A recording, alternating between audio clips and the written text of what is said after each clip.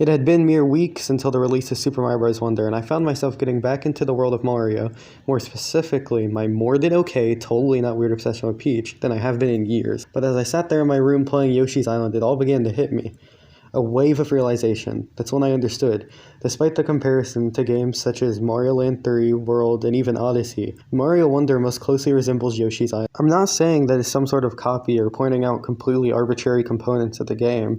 I'm saying that Mario Wonder is a fresh, rejuvenating take on the Mario formula with a heavy focus on replayability and unique mechanics in the same vein as Yoshi's Island. Which brings me to the point of today's video. We're going to take a look at why I believe Super Mario Bros. Wonder will be the best 2D Mario has ever been, while taking notes from Yoshi's Island's game philosophy. Select stores around the US, demo gameplay is available, so with a tired body but determined mind, I made my way to Walmart at 6 in the morning, Waluigi cosplay and all like a fucking dork.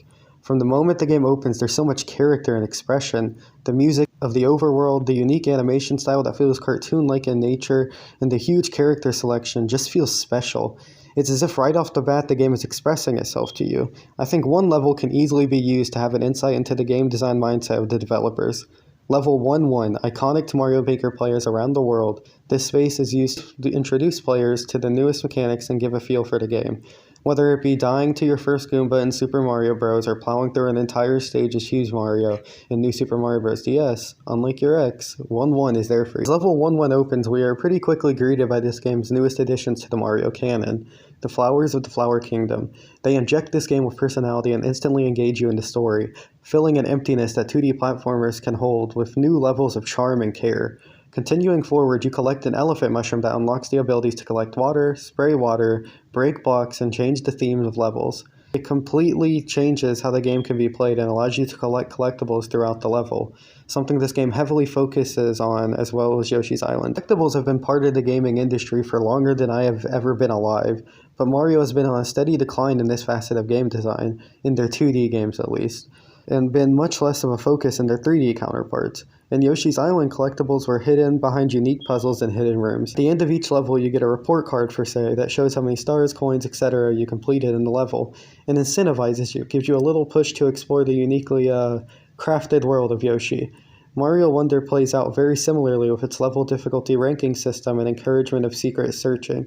It gives this 2D space a 3D feeling environment, something to replay and to explore. Replayability and excitement. You're not just holding right through some basic platforming challenges to save the princess, but experiencing a unique and expansive world. Rather than being forced through a set path with rare deviations, you are now able to choose the order in which you play, but it leaves a mystery around everything else. You're not on a chore, but searching.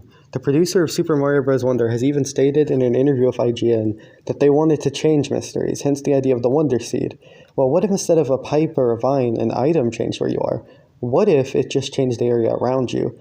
I risk sounding like a Reddit fanboy who brags about my IQ online, but this idea is genuinely ingenious in all of its simplicity. It takes a core element of Mario and expands upon it greatly without ever forgetting where it came from. Sure, you have new power-ups, new enemies, a greater emphasis on personality and character expression, but you're still going to that flagpole. You are still stomping on Goombas. It's a modernization of the Mario formula and how far the franchise has really come. Now that you've met the flower, jumped over your typical Goomba, and come across a new power-up, what now? Upon collecting the power-up, you will realize it's right over top of a large purple coin trapped in blocks. So how do you get to it?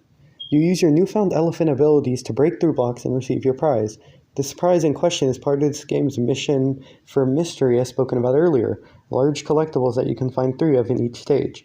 In this instance, it was used in the 1-1 style to introduce a new mechanic. But it shows so much more than that. It shows a style akin to Yoshi's Islands in the way of a game-changing mechanic being used to explore. Take, for example, turning into a mole tank to dig your way through a secret area in Yoshi's Island, or running up a wall as a baby Mario. This game is going to be heavy on implementations of new mechanics, given the game-changing abilities and Wonder Seed's heavy effect on the levels ahead. This can be seen through the entirety of the game as it is now released. The Wonder Seed often entirely transforming your character in charming ways. This one came out after one of the biggest game changers for Nintendo and even was labeled a sequel to it, Super Mario World. It had to be new, fresh, different. The shoes to fill were enormous and gorgeous and oh my god, Peach, step on me please.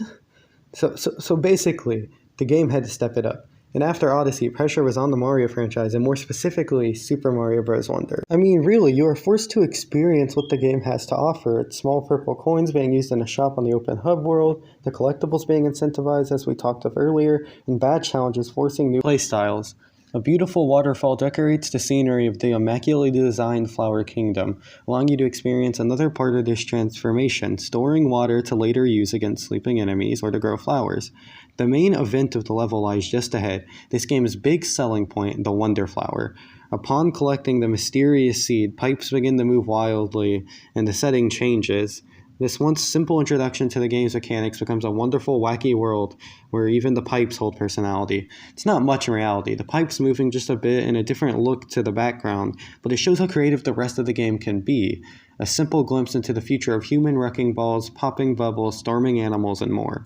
This is starting to become more of a study in level design, showing the strength and understanding of the ideas laid out by the developers. It was once stated that over 2,000 ideas were submitted by the team. I suspect that tons of the ideas were implemented but completely refined, the best of the best expanded on. That's part of what makes this game just so good from the little bit I could play. For years it was often shunned by Nintendo to change the core Mario gameplay, but now it was invited and made more of a passion project that you can really feel. I compare the game mostly to Yoshi's Island, a favorite of mine, but in reality, the game is a mix of all that has made Mario work in the past, with a new modern take on the formula. And that is why I believe Super Mario Bros. Wonder is going to be the best 2D Mario game ever created, and is heavily inspired by one of the greatest Mario spin-offs of all time in Yoshi's Island.